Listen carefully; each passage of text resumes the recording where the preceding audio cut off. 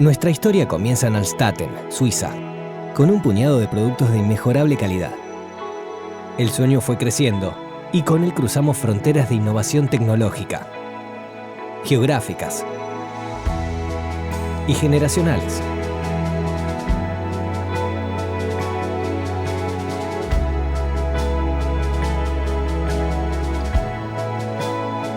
Con la vocación de servir a la comunidad odontológica con productos de calidad que contribuyan a la salud bucal de sus pacientes, alcanzamos grandes resultados y hoy estamos presentes en más de 180 países del mundo.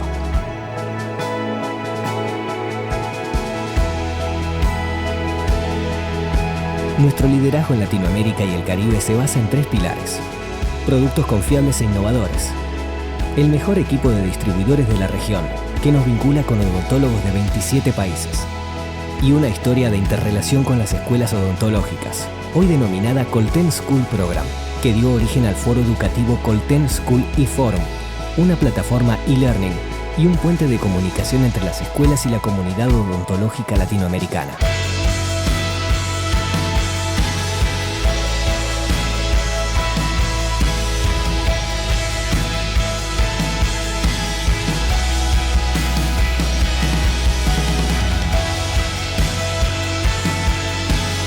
Nuestra contribución a la educación continua y evolución profesional de los odontólogos de cada rincón de la región.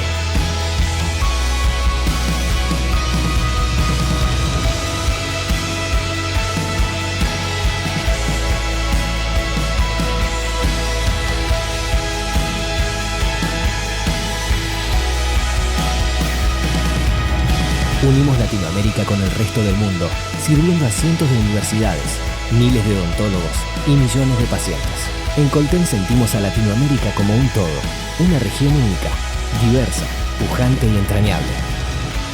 Porque en Colten somos Latinoamérica.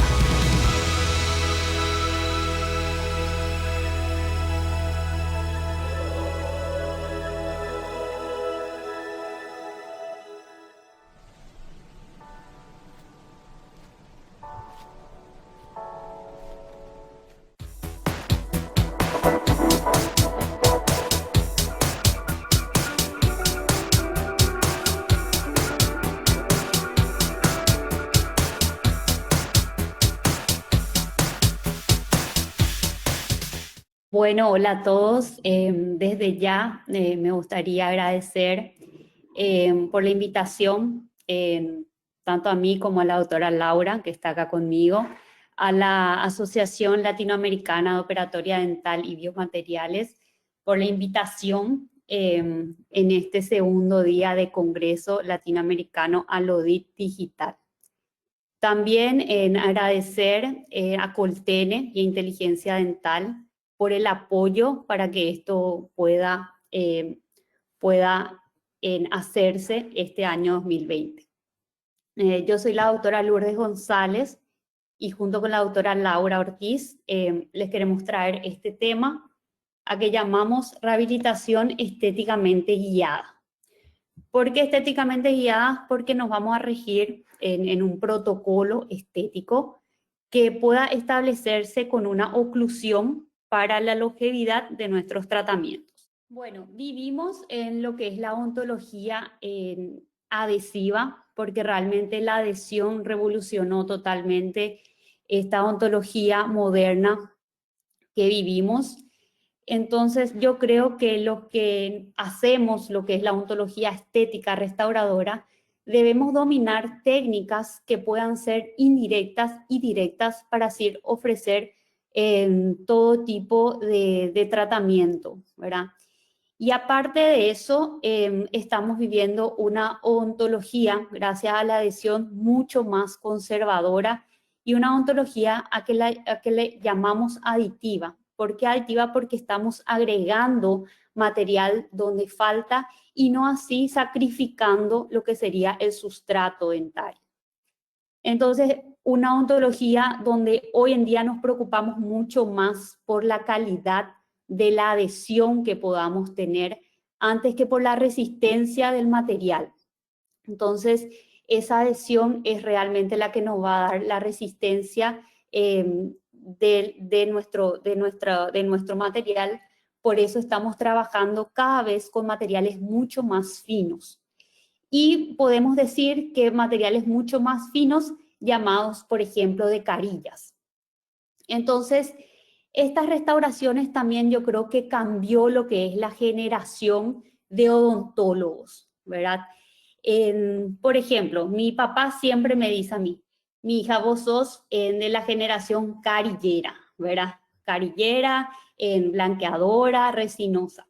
Y sí, ¿por qué? Porque en las redes sociales se venden, ¿verdad? O en los medios de comunicación se venden las sonrisas perfectas que son blancas, que son alineadas, ¿verdad? Por medio de una restauración llamada carillas. Pero lo que nosotros tenemos que tener en cuenta que las carillas no son solo eso, sino las carillas también pueden ser un instrumento más así para obtener rehabilitaciones que sean integrales. Entonces, a partir de un proyecto estético, nos puede llegar a demostrar un potencial resultado final que nos va a guiar por una secuencia de tratamiento. Y nuestro tratamiento debe ser basado en protocolos, ¿verdad? Y en parámetros que mantengan o recuperen el equilibrio de la cavidad bucal. O sea, parámetros que trabajen en biología, en mecánica, en función y estética. Cuando hablamos de función estética, estamos hablando en parámetros que vemos a corto plazo. Vemos estéticamente, ¿le queda lindo o no le queda lindo? ¿Está satisfecho o no? Función, cuando el paciente puede hablar sin contactos dentarios. Entonces, vemos que ya a corto plazo vemos que puede funcionar. Y cuando estamos hablando de la biología, vemos ese trabajo minucioso del consultorio, ese trabajo, esa cementación con un buen aislamiento. Entonces, que nos va a dar la certeza de que nuestra restauración va a durar con el tiempo. Nuestra certeza que un tejido periodontal no va a ser sacrificado.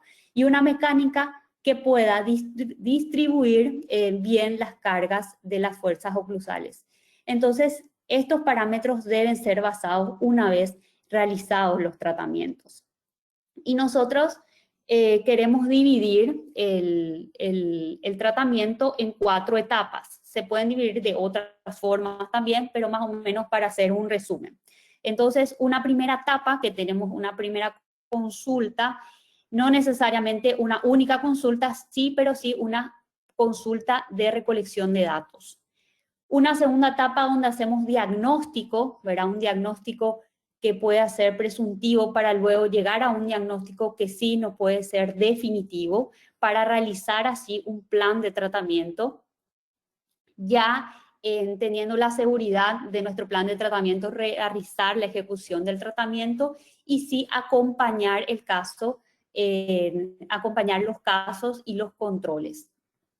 Esa primera consulta va a ser el primer contacto con el paciente, que es lo que nosotros debemos saber, mirarle al paciente, observarle al paciente, escuchar, ¿verdad?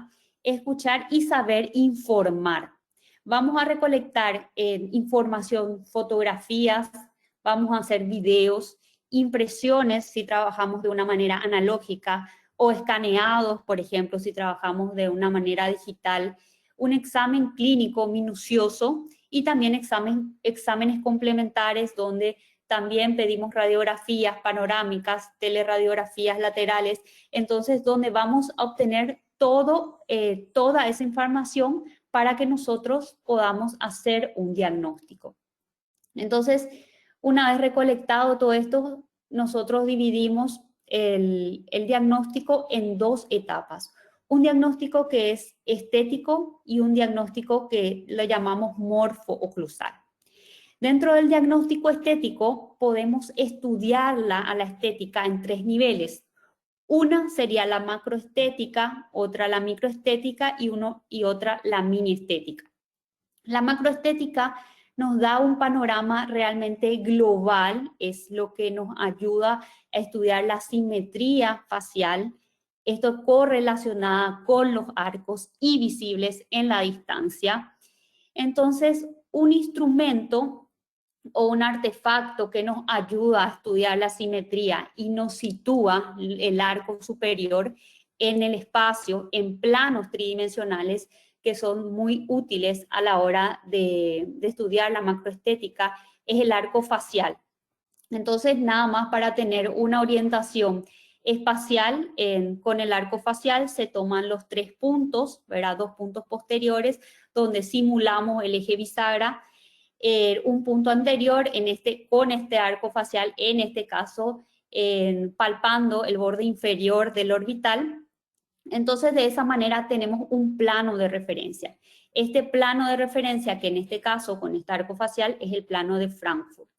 Y ese plano de referencia nos da así una orientación de cómo va a quedar ese modelo superior en el articulador. Y esto también va a llegar a poder condicionar cómo se vería la restauración, tanto estéticamente como funcionalmente.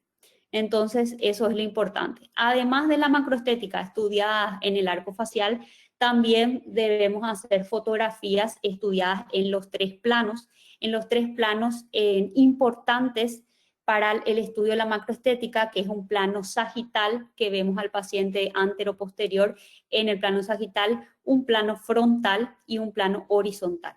Aparte de eso que podemos ver en fotografías, eso lo llevamos en un articulador, como para poder así chequear en un plano sagital nuestra relación del modelo en el plano oclusal con el plano de referencia que en este caso fue elegido, ¿verdad? Los ejes de los incisivos. En un plano horizontal también podemos ver la simetría de las hemisarcadas, ¿verdad?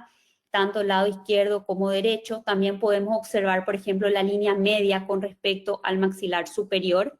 Y en un plano frontal vemos la línea incisal, si está en tanto el lado superior, tanto el lado derecho izquierdo en el mismo plano, línea media también.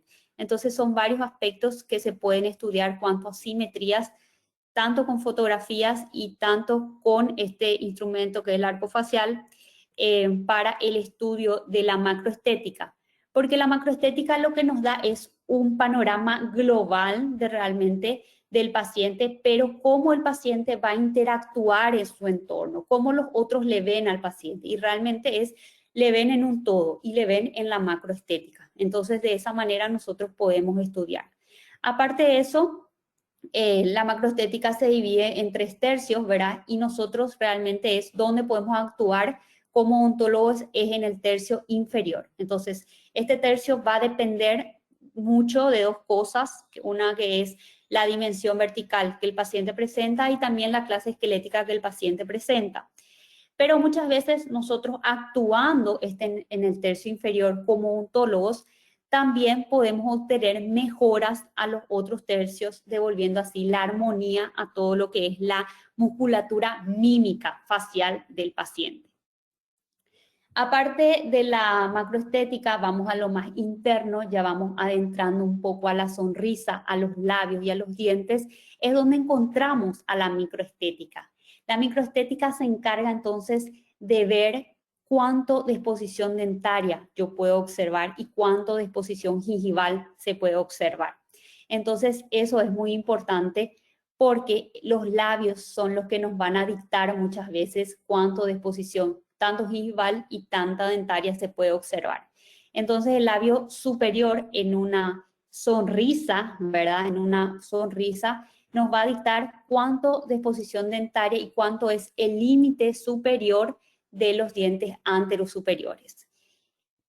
Y cuando evaluamos labios en reposo, sí nos va a dictar cuánto de límite inferior yo estoy observando en los incisivos centrales superiores. Entonces, yo en una sonrisa puedo tener, en una buena sonrisa puedo tener límite superior del tamaño de los dientes anterosuperiores, y en labios en reposo yo puedo tener el límite inferior de los dientes anterosuperiores. Y esto también me va a llevar a pensar si necesito aumentar o no el tamaño de los dientes.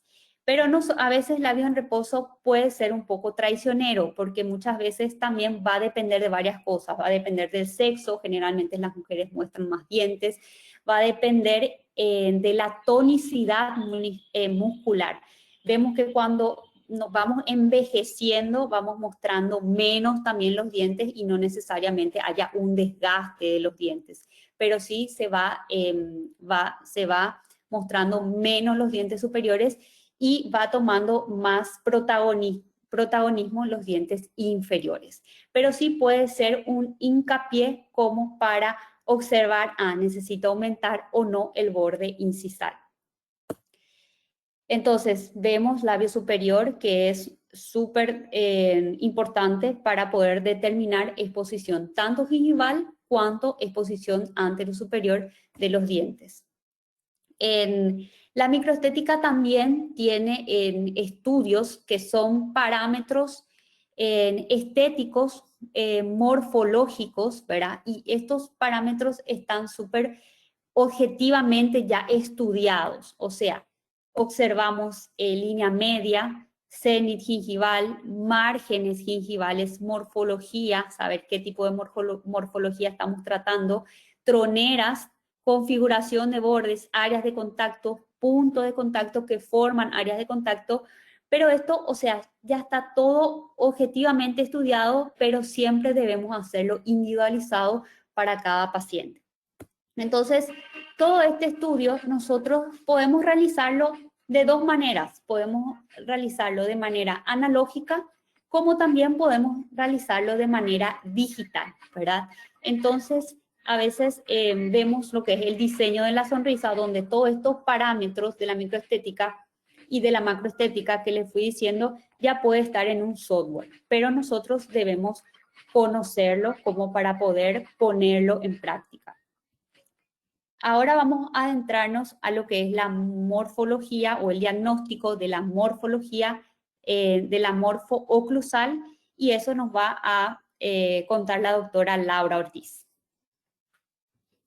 Bueno, siguiendo con el análisis del paciente en esta etapa número 2 de diagnóstico y planificación, es interesante hacer también un checklist oclusal. ¿Por qué? Porque es bueno mirar la forma de los dientes y también cómo el paciente está teniendo una relación entre los dientes superiores e inferiores y si son pacientes que pueden recibir esa rehabilitación anterior. Entonces, cuando tenemos pacientes que se acercan como para mejorar la estética, siempre es interesante analizar la oclusión desde una forma estática y dinámica. La forma dinámica nos pueden ayudar videos y en el análisis estático podemos hacerlo tanto con fotografías o con modelos de yeso. Entonces, ahí es donde más analizamos en ese movimiento del paciente, si este paciente busca hacerse un cierre de diastemas, si realmente vamos a tener espacio ahí para poder rehabilitarlo y que este tratamiento tenga una longevidad interesante. Entonces, para optimizar el tratamiento final es que nosotros realmente debemos analizar todos estos aspectos. Y siguiendo esta dinámica, lo que hacemos es buscar también señales de otro tipo de patologías en las cuales nosotros podamos actuar y podamos mejorar, no solamente restaurando, sino también con prevención. Es bueno también observar ahí las superficies palatinas de los dientes para ver si estas superficies tienen desgastes que nos indiquen que el paciente tiene ciertos hábitos. Si vemos la parte oclusal, entonces también ahí vamos a ver que este paciente tiene desgastes en el sector oclusal, donde nosotros podemos trabajar para recuperar toda esa pérdida dental que este paciente tiene. Y muchas veces este tratamiento es difícil, entonces nos vamos a la literatura para ver cómo se puede clasificar estos desgastes y a través de esa clasificación de desgastes proponer al paciente un tratamiento ideal. Entonces este es está una clasificación de la profesora Francesca Bagliati, donde de acuerdo a la cantidad de esmalte perdido va proponiendo diversos tratamientos, hasta llegar al tratamiento más, donde hay mayor pérdida dentaria, que es más de 2 milímetros del borde incisal, donde ya ella propone hacer un tratamiento tipo sándwich con carillas palatinas.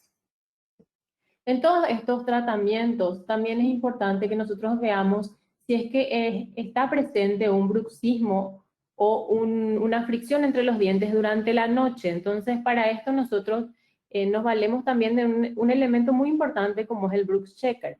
Es una lámina que se estampa al vacío sobre un modelo del paciente y tiene un colorante. Entonces al paciente se le entrega esta lámina, el paciente duerme con ella y al día siguiente se saca y nos trae al consultorio para que nosotros podamos leer cómo es ese desgaste durante la noche del paciente.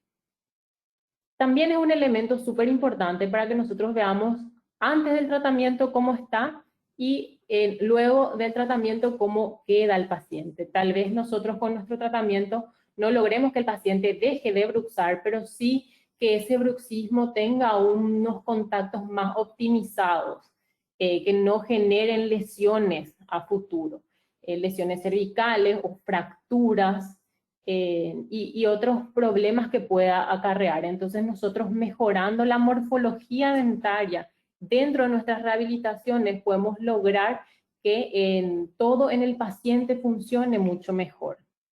Y también es interesante ya después de observar tanto la morfología individual de cada paciente, desgastes, pérdida de estructura dentaria, facetas de desgaste, lesiones cóncavas por ácidos y demás, ver cómo se encuentran los arcos de los pacientes. Entonces ahí se puede describir fácilmente líneas que forman, por ejemplo, las cúspides vestibulares de los dientes posteriores, el maxilar superior, caninos y bordes incisales de un lado y del otro, que es una línea que forma un arco estético funcional. Cuando hay alteración en este arco, nosotros sabemos que está alterada también la estética. Esto puede pasar porque hay rotaciones dentarias o pérdidas o extrusiones de repente, y nosotros podemos actuar mejorando esto y entonces vamos a mejorar ahí la estética. Luego tenemos otro arco que es muy importante, que tiene que tener continuidad, que es un arco formado por los surcos principales de los dientes posteriores y cíngulos anteriores, de un lado y del otro. Este es un arco continuo también, y es un arco que se denomina arco de céntrica pasiva superior. Es un arco pasivo porque es el que va a recibir las fuerzas del antagonista. Entonces también es importante que esta línea esté en forma regular. Y luego tenemos un arco ya cortado, que es discontinuo, que está compuesto por las cúspides palatinas de los posteriores, de un lado y del otro, siempre hablando del maxilar superior.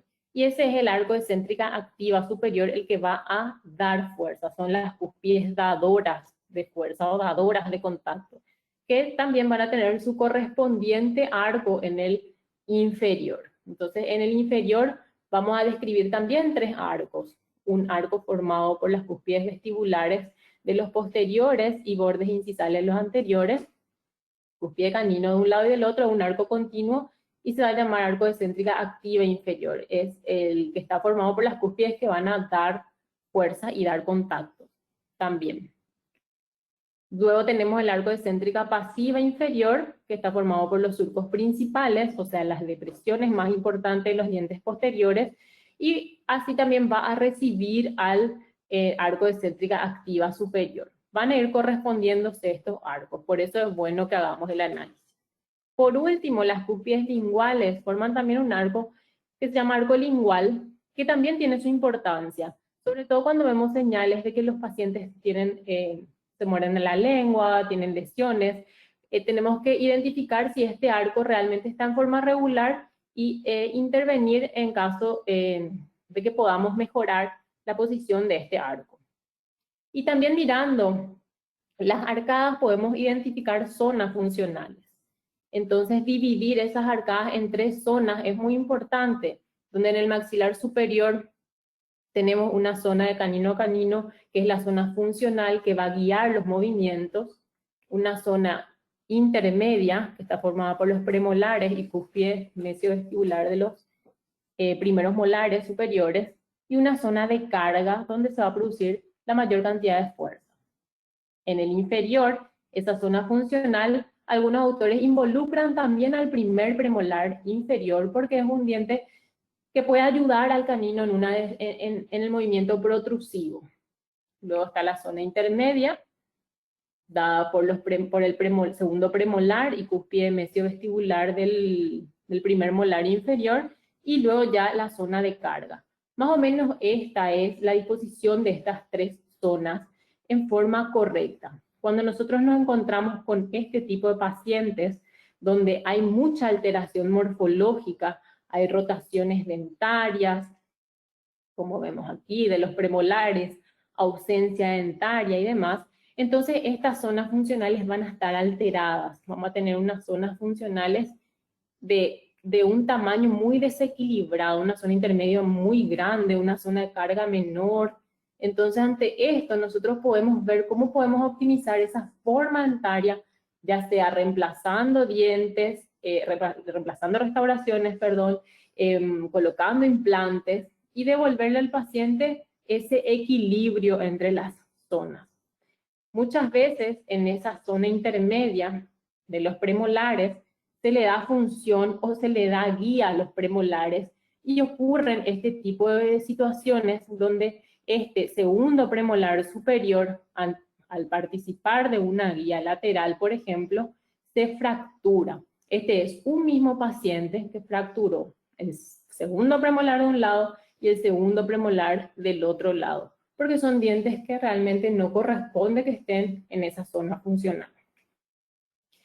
Y ante todos los pacientes que nosotros vamos a exponer aquí, nosotros encontramos que para poder hacer esas rehabilitaciones anteriores, podemos guiarnos por la estética, pero vamos a necesitar de una pequeña herramienta que es el aumento de la dimensión vertical de oclusión.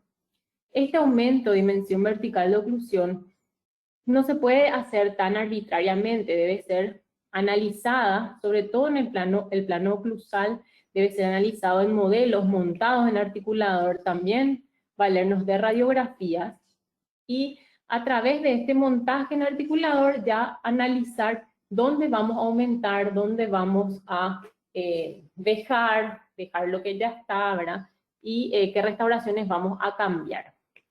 Entonces, cuando vamos a hacer ese montaje en articulador, idealmente vamos a registrar al paciente en una posición que sería la posición de referencia, o una posición en la cual no sea una posición forzada, y el paciente pueda llegar a esa posición de forma fácil, y sobre todo que sea una posición reproducible.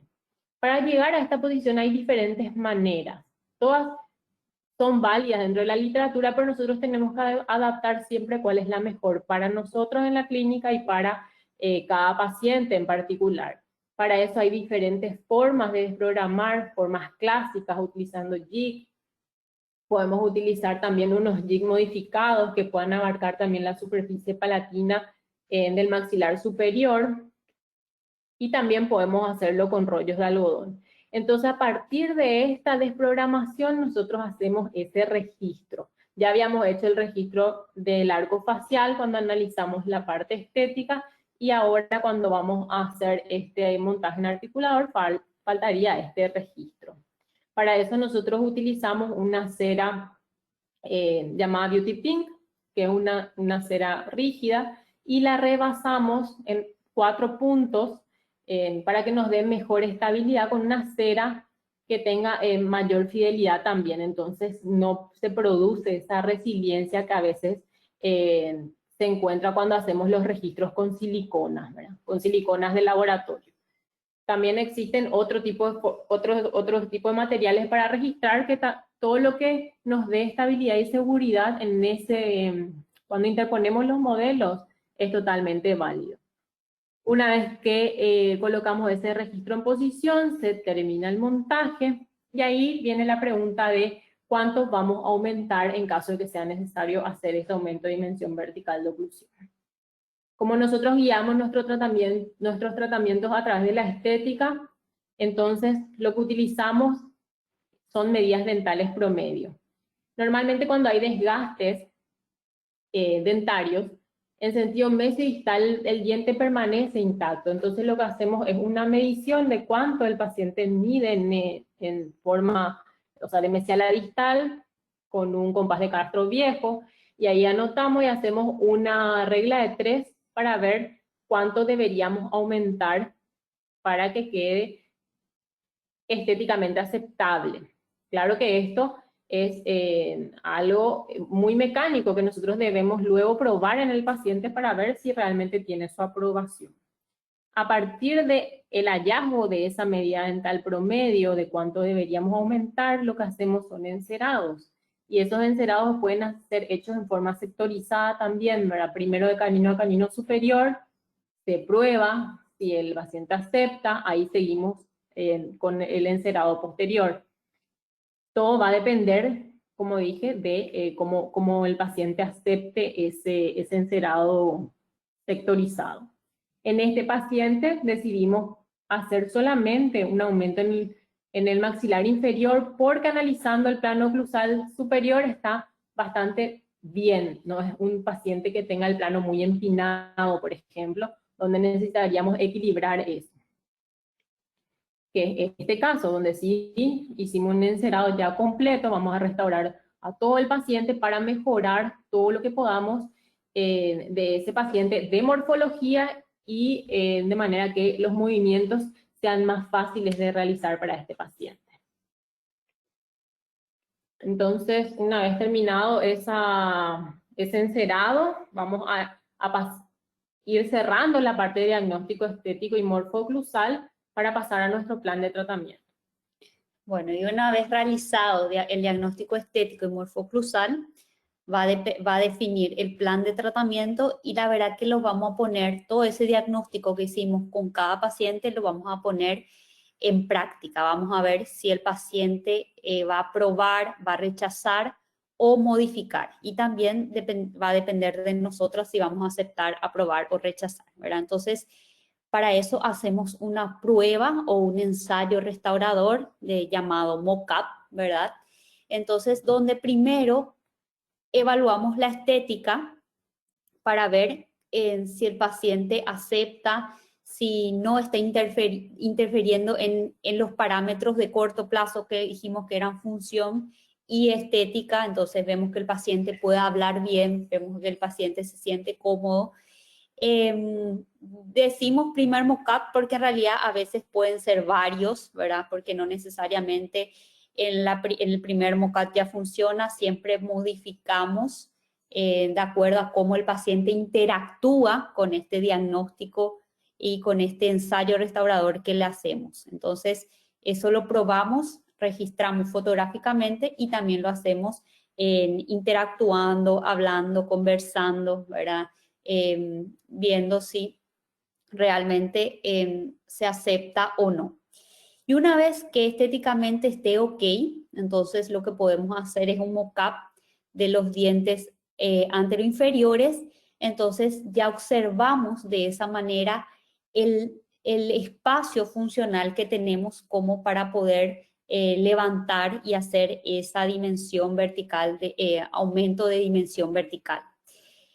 Entonces, una vez que tenemos ese espacio, lo que podemos hacer es probar esa nueva dimensión vertical de oclusión en el paciente y hay varias filosofías, varias formas de realizar esta prueba o este test, ¿verdad? Se pueden realizar por medio de placas que ya levanten la mordida, o sea, ya levanten esa dimensión vertical. El paciente utiliza por un tiempo y ve si realmente se siente cómodo, si no presenta dolores musculares, se controla eso, o también por medio de provisorios. Pueden ser tanto provisionales realizados en laboratorio, ¿verdad? Como provisionales realizados por una técnica indexada, por ejemplo. Entonces ya van a ver varias formas de cómo hacer el test de esta nueva dimensión vertical. Bueno, una vez aceptado, ¿verdad?, todo este diagnóstico, ya estamos en el diagnóstico definitivo para que podamos pasar a la etapa número 3, donde hacemos la ejecución del tratamiento. Siempre todo tipo de tratamiento que hagamos va a ser basado en evidencias que estén científicamente comprobadas, ¿verdad? Y siempre trabajando de manera multidisciplinar, o sea, siempre no solamente vemos de manera estética o en la operatoria dental, sino involucramos todo tipo de tratamiento, ya viene de periodoncia, de ortodoncia, porque la idea siempre es el bienestar del paciente y aparte no sacrificar la estructura dentaria. Lo que nosotros queremos al aumentar dimensión vertical de oclusión y trabajar en una odontología adhesiva es evitar y minimizar lo máximo que se pueda, es remover el tejido dentario sano.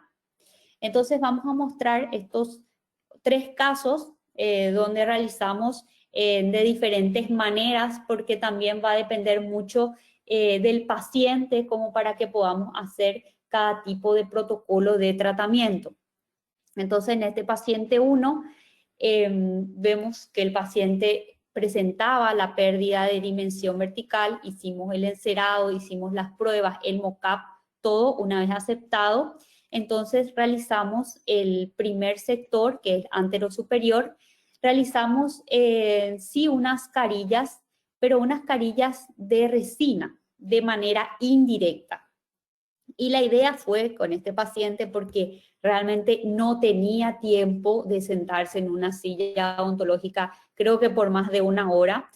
Y bueno, a nosotras nos gusta también trabajar de manera directa, ¿verdad? Porque fue rehabilitado con resinas, ¿verdad?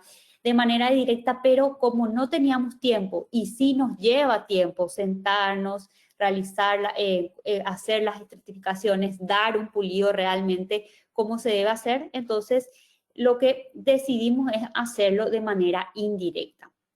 Y una cosa fue que con este paciente no realizamos el tipo de preparación, sino hicimos un recontorno del esmalte, en donde este autor Clavijo lo llama así, recontorno del esmalte, que es como una no preparación, o sea, se remueve totalmente las retenciones de esmalte que se pueda tener, siempre se trabaja a nivel de esmalte.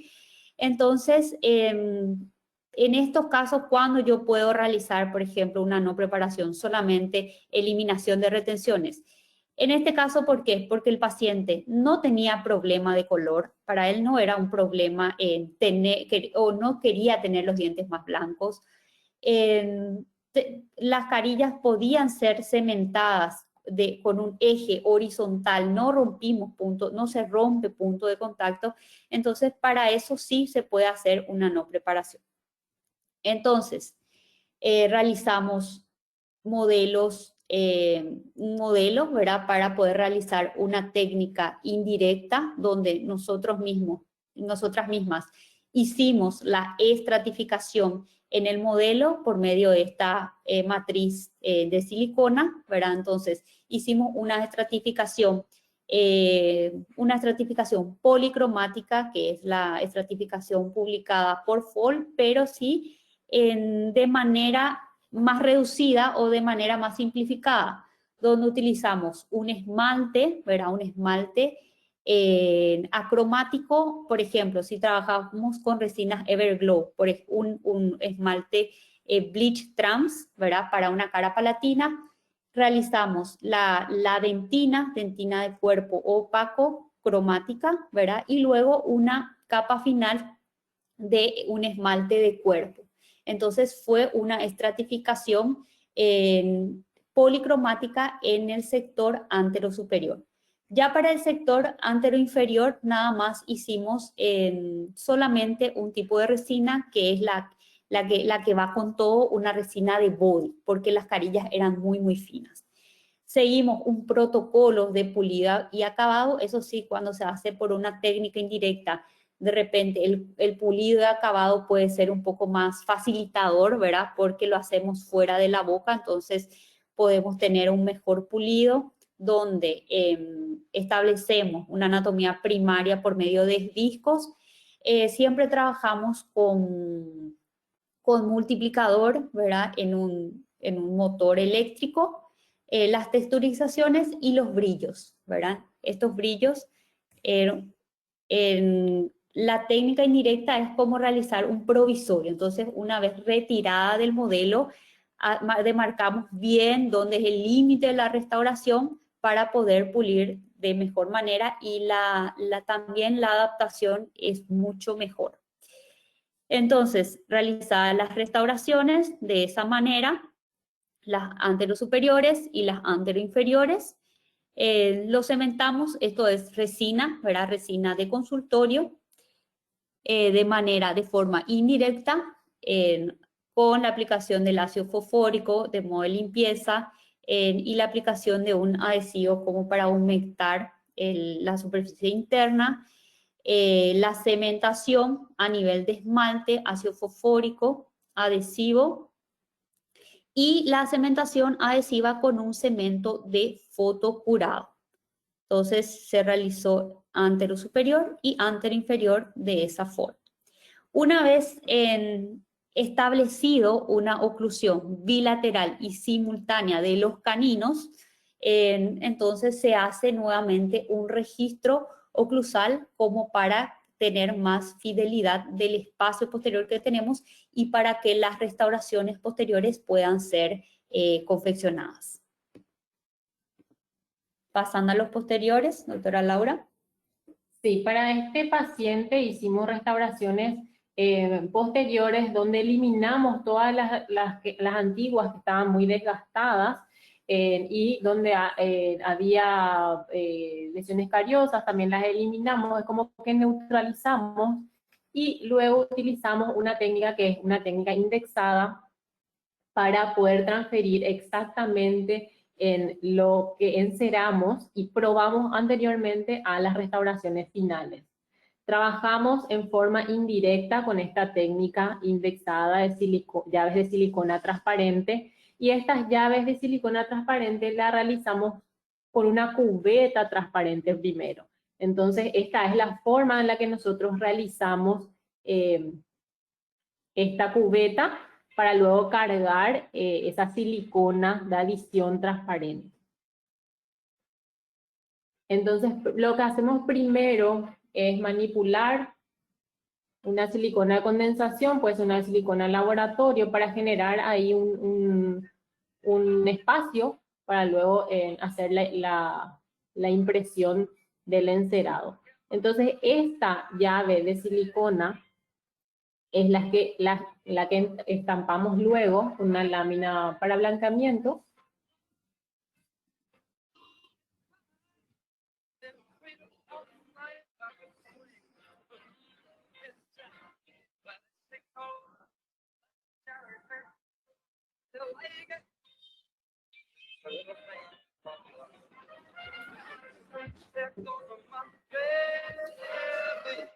Entonces, vamos a ver ahí en la imagen cómo queda esa cubeta finalmente. El objetivo principal es que pueda dejar pasar la luz. Entonces, que nosotros podamos hacer esas resinas directamente con la forma de este encerado. Esas siliconas transparentes vienen en cartucho.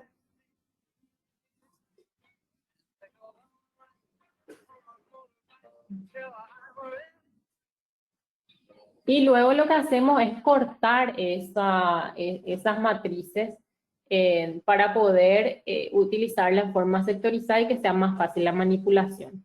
También podemos utilizar cubetas estándar, cubetas metálicas, sin que estén perforadas, para hacer lo mismo. Hay veces que estas cubetas tienen los flancos muy altos o son muy anchas, entonces se pierde mucho material. Por eso es que idealmente tiene que ser hecho con una cubeta personalizada. Pero si no, no hay problema. También se puede hacer en forma directa, solo que queda más desprolija, pero eso podemos también con el dedo alisarlas después. Entonces, esta es la forma que se hace con la cubeta estándar. Luego esas llaves quedan así, recortadas por sectores derecho, izquierdo, superior, inferior, y a partir de ahí nosotros vamos al modelo. Esto también se puede hacer en forma directa y directamente en boca, pero nosotros creemos que ya que el paciente era un paciente que no tenía mucho tiempo y cuando se hace en forma directa hay que hacer en forma unitaria, aislar los dientes, separarlos y cargar en un molar, luego hacer el acabado de ese molar, pasar al siguiente diente y demás. Entonces preferimos hacerlo todo en forma indirecta, entonces aislar también, hacer el aislamiento absoluto por sectores e ir cementando así de forma más sencilla. También es un paciente donde en algunos casos hay ausencia dentaria. Y nosotros quisimos hacer unos puentes donde el paciente, o sea, que duren lo que el paciente demore en hacerse un implante y luego rehabilitarse. Entonces, por eso preferimos hacer en forma indirecta también, ya que va a ser mejor también la conversión de esa resina y va a tener un poco más de resistencia. Entonces, así es como cargamos la resina en las matrices y luego llevamos al modelo y fotopolimerizamos ahí. En este caso, las resinas salen como un bloque, salen unidas. Si nosotros hacemos eso, tenemos que prever también en el encerado diagnóstico, hacer unos rebordes marginales un poco más anchos, de manera que al sacar podamos cortar sin problema en forma interproximal. Ahí es como salen del modelo los troqueles. Y luego con un disco hacemos el recorte, podemos hacer un acabado y un pulido mucho mejor también fuera de la boca. Ahí están las restauraciones ya finalizadas sobre el modelo y con el troquel. Y eso ya está listo para cementar. Todas son resinas hechas en forma indirecta. La cementación siempre va a depender del espesor de estas restauraciones. En muchos casos son muy finas, entonces pueden cementarse con un cemento fotopolimerizable, y si no, ya vamos a pasar a un cemento de polimerización dual. Ahí está el paciente en su preoperatorio y vamos a ver ya con la rehabilitación completa, anterior y posterior, cómo finalizó el caso. Y ahí podemos ver un gran cambio en la macroestética, microestética y también en la miniestética, en todos los parámetros que hablamos anteriormente. Bueno, y siguiendo con el segundo paciente, en este caso lo realizamos con dos doctores amigos, el doctor Mario Ramírez y el doctor Mauricio Montedomec. Entonces, en este caso sí hicimos carillas de cerámicas, ¿verdad? Fue realizada la preparación para las carillas, entonces donde tuvimos que mejorar el perfil de emergencia porque teníamos espacios interdentales, diastemas, entonces se hace un margen intraarticular como para poder mejorar ese perfil de emergencia. Límite de la terminación cervical y eliminación de ángulos agudos. Lo realizamos por la técnica de CAD/CAM con una cerámica feldespática reforzada con leucita. Entonces, a diferencia del otro paciente, donde en este paciente sí tenemos una preparación también a nivel de esmalte, tenemos ventajas, ¿verdad? Evitamos sobrecontorno porque cuando hacemos las no preparaciones no tenemos un límite de terminación. Entonces, lo que muchas veces puede ocurrir es que podemos tener sobrecontornos y también con el tiempo, ¿verdad? Puede llegar a mancharse esa línea de cementación. Entonces, eso evitamos un poco cuando tenemos una línea de terminación bien marcada. También nos facilita porque es fácil de cementar, ¿verdad? En la posición correcta. Cuando tenemos una posición ideal, y también va a facilitar el eje de inserción, principalmente en este eje que es el vertical, porque tenemos cierre de diastemas. Entonces, desventaja, sí, hacemos desgaste, pero trabajamos siempre a nivel de esmalte. Entonces, como les dije, utilizamos esta cerámica, es una cerámica fresada de feldespática reforzada por leucita. Entonces fue realizado el fresado. Aparte también tuvimos el técnico también puso su mano, mejoró bastante la forma y le dio, creo que maquillaje también como para mejorar el aspecto. Entonces estas son las carillas. Hicimos prueba de try-in y luego lo cementamos con un cemento fotocurado transparente. Entonces vieron un eje de inserción vertical, en este caso diferente al primer caso, una cementación adhesiva, inhibimos la capa inhibida con el gel del glicerina una vez finalizada la cementación en el límite de la cementación. Entonces así terminado. Y para el caso antero-inferior, lo que hicimos fue realizar restauraciones con resinas, ¿verdad? Pero con la con la técnica indexada. Pero a diferencia del otro caso, lo hicimos de manera directa. Entonces hicimos nuestra llave de silicona transparente, pero del encerado fue llevado, o sea, fue con la matriz, fue llevado la resina diente por diente. La ventaja es que nos da mucha fidelidad realmente de lo que es el encerado, o sea, no estamos poniendo ni medio milímetro más de resina, entonces es realmente muy fiel a lo que va a ser el encerado. Pero sí cuesta más trabajar, ¿verdad? Es mucho más fácil hacerlo esto de manera directa que realizarlo de manera con esta técnica, por lo menos para mí me es mucho más fácil trabajar de manera directa, pero sí nos da la fidelidad de lo que nos da el encerado. Entonces, así fue finalizado el sector antero-superior y antero-inferior. Entonces, vemos ahí y vamos a los posteriores. Bueno, para realizar las restauraciones posteriores, aquí utilizamos la misma técnica de las llaves de silicona, que le denominamos Index Technique, pero y también hicimos en forma indirecta, sobre modelo. Entonces utilizamos una resina compuesta y ahí esa resina compuesta colocamos en las matrices y logramos estas restauraciones que tienen un espesor muy, muy delgado porque se aumentó solamente donde era necesaria mejorar esa forma. En algunos casos las cúspides no estaban bien alineadas, entonces mejoramos la alineación de las cúspides para mejorar también esa transmisión de fuerza de cúspide a fosa, ¿verdad? En la cementación utilizamos un grabado ácido, lavado, secado, silanizamos también, son resinas. Luego hicimos esa cementación con aislamiento absoluto. En muchos casos quedó como un sobrecontorno. Ese sobrecontorno luego corregimos con discos de pulido. Entonces ahí está la cementación del otro lado. Entonces es mucho más fácil trabajar en pacientes también colaboradores, ¿verdad? Realizando esas restauraciones indirectas y haciendo la cementación por hemiarcada.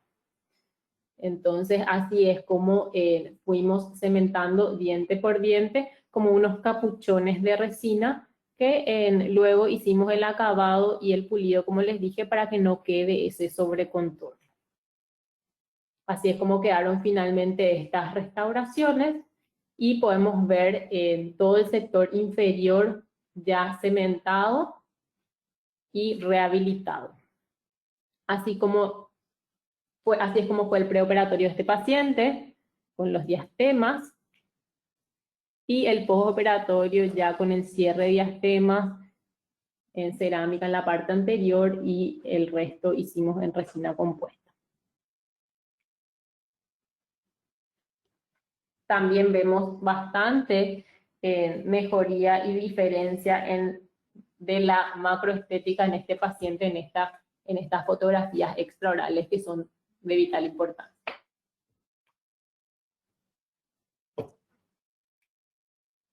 Bueno, y el tercer caso, ¿verdad? también lo tratamos así. Fue realizado en preparaciones anterosuperiores, ¿verdad? A nivel de esmalte, donde hicimos también preparaciones de carillas con un eje horizontal de cementación, donde trabajamos a nivel de esmalte. Fue confeccionada las carillas de cerámica de IMAX, hecho en el laboratorio sin ser fresada. Una vez preparado las carillas, fue realizado un registro oclusal, ¿verdad? Como para que el técnico pueda realizar las carillas exactamente como habíamos hecho el diagnóstico estético y morfo-oclusal también en el articulador. Entonces, realizamos de esa manera. Hicimos los provisionales con una resina bisacrílica. Y el día de la cementación lo hicimos una cementación convencional adhesiva, el preparado de la superficie interna de la cerámica, ¿verdad? Con el ácido fluorhídrico, y luego la cementación adhesiva intraoral con ácido fosfórico, adhesivo y un cemento de fotocurado. Entonces, esto fue realizado, esto fue finalizado, cementado. Este caso lo hicimos con la doctora Mabel Pérez en el curso de especialización de operatoria dental de la UNA, ¿verdad? Y el técnico que lo realizó fue Mario Benítez. Entonces, una vez cementado, y en este caso, como este paciente presentaba desgastes palatinos, ¿verdad? Decidimos hacer la técnica sándwich, como nuestra idea es siempre maximizar o minimizar el desgaste dentario, entonces lo hicimos sándwich.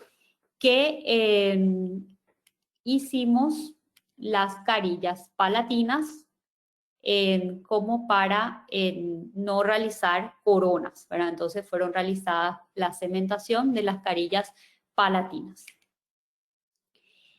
Una cosa que no está acá, pero que fue realizado, el sector anteroinferior fue realizado por la doctora Mabel Pérez y fue hecho de manera, restauraciones carillas de manera directa. Entonces, una vez que también se consiguió los contactos de los caninos simultáneos y bilaterales, entonces fue realizada el sector posterior. Y en el sector posterior, en este paciente, hicimos reconstrucciones oclusales, incluyendo la cara vestibular del paciente. Eso nos ayuda a mejorar también el aspecto del corredor bucal del paciente y también acompañar la estética que logramos con las carillas anteriores. Entonces, en estas restauraciones posteriores, lo más importante es que en esta visión podamos verificar que tanto la forma haya sido respetada, la forma dentaria y también las inclinaciones, ¿verdad? Sabemos que hay curvas muy importantes para esa desoclusión posterior en los movimientos laterales, como es la curva de Wilson, y en esta vista se puede ver cómo esa curva es reproducida correctamente para facilitar esa desoclusión posterior. Entonces hicimos estas restauraciones también eliminando solamente restauraciones defectuosas previas y luego unas preparaciones, como les dije, mínimamente invasivas, solamente haciendo ese recontorno del esmalte, y luego hicimos la cementación. Como ven ahí, son restauraciones muy finas, muy delgadas, muy delicadas, donde tratamos de simplemente devolver al paciente lo que perdió, respetando todo lo que sea tejido sano y preservándolo. Entonces, en el sector inferior también, como dijo la doctora Lourdes, en la parte anterior se realizaron resinas directas, en la parte posterior también hicimos estas reconstrucciones oclusales, incluyendo esa cara vestibular. Entonces, ahí vemos el preoperatorio del paciente y el postoperatorio. En sonrisa, como el paciente llegó y cómo el paciente está luego de estas rehabilitaciones. Entonces, así finalizados estos 3 casos, vamos a resaltar también la última etapa, que es la etapa de los controles. La cuarta etapa, estos controles nosotros realizamos directamente luego de cementar todo el trabajo, ¿verdad? Luego de entregar el trabajo al paciente. Entonces podemos ver cómo el paciente vino a la primera consulta y cómo respetamos esa planificación que realizamos al comienzo, ya cuando finalizamos ese tratamiento. Y un aspecto muy importante también es ver ese control dinámico de oclusión en el antes, que por suerte sí hacemos ese video antes y también el después, para ver si le devolvimos esas guías y si ese movimiento del paciente es fluido. Luego de 3 años podemos ver cómo estas restauraciones están todas en boca. Entonces este es el postoperatorio de 3 años de este paciente. Claro que tuvimos pigmentaciones a nivel de la línea de cementación, pero nada muy grave que no podamos solucionar con un pulido y un buen mantenimiento de esas resinas. Entonces esto es luego de 3 años, cuando hicimos ese pulido de las resinas, cómo están en boca. También en el sector posterior se sufrieron un poco de desgastes y fracturas, pero es todo realmente solucionable y reparable, sobre todo fácilmente. En este caso, donde hicimos un puente, el paciente no se realizó el implante, estaba muy feliz con el puente, entonces se fracturó ese póntico, pero las restauraciones en los otros dientes están en boca y presenta una estabilidad oclusal. Este es el paciente número 2, entonces como vino a la primera consulta, luego como hicimos la planificación y luego de finalizadas todas las restauraciones, cómo quedó el paciente. También, como les dije, muy importante ese video previo, donde analizamos ese patrón de movimiento del paciente que es bastante horizontal, entonces para que nosotros podamos respetar esos espacios y que el paciente pueda hacer una buena desoclusión con guías. Entonces ahí le hacemos de nuevo hacer esos movimientos y verificamos los espacios. Entonces este es el paciente ya luego de 4 años, las restauraciones cómo están en boca.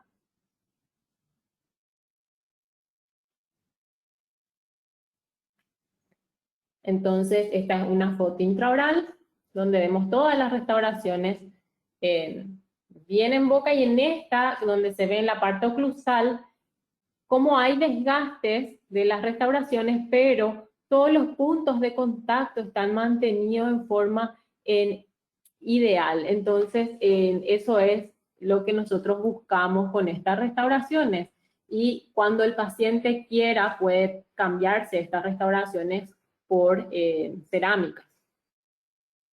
Este es el paciente número 3, entonces ahí está el video inicial, ya con el mock-up colocado, y cómo quedó finalmente. Con este paciente el tratamiento fue realizado el año pasado, tiene 1 año, y este es su control de los movimientos. Entonces, verificando que el paciente tenga guía.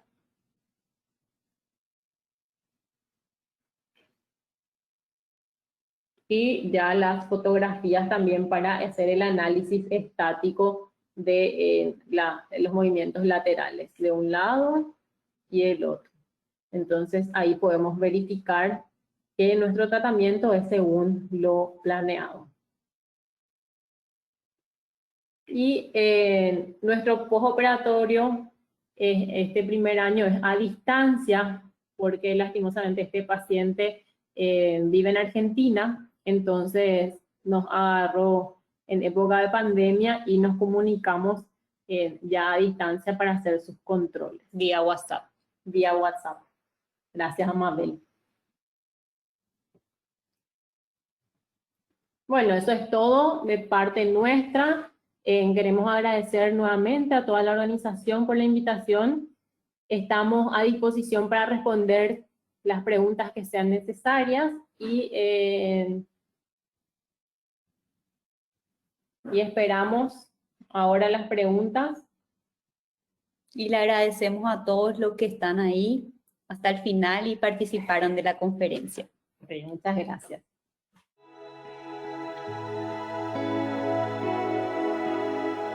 Nuestra historia comienza en Alstaten, Suiza, con un puñado de productos de inmejorable calidad. El sueño fue creciendo y con él cruzamos fronteras de innovación tecnológica, geográficas y generacionales.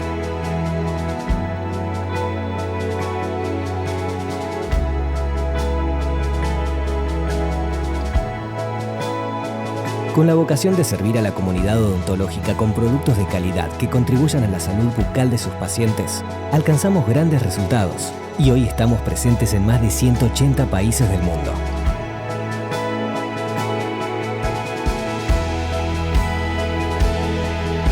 Nuestro liderazgo en Latinoamérica y el Caribe se basa en 3 pilares: productos confiables e innovadores, el mejor equipo de distribuidores de la región, que nos vincula con odontólogos de 27 países, y una historia de interrelación con las escuelas odontológicas, hoy denominada Colten School Program, que dio origen al foro educativo Colten School e-Forum, una plataforma e-learning y un puente de comunicación entre las escuelas y la comunidad odontológica latinoamericana.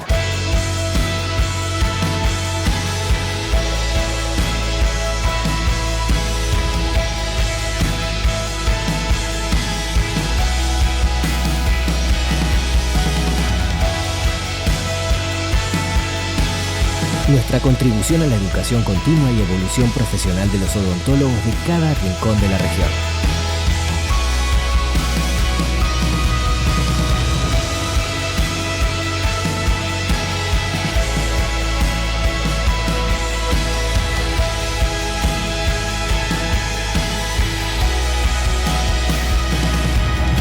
Unimos Latinoamérica con el resto del mundo, sirviendo a cientos de universidades, miles de odontólogos y millones de pacientes. En Colten sentimos a Latinoamérica como un todo, una región única, diversa, pujante y entrañable.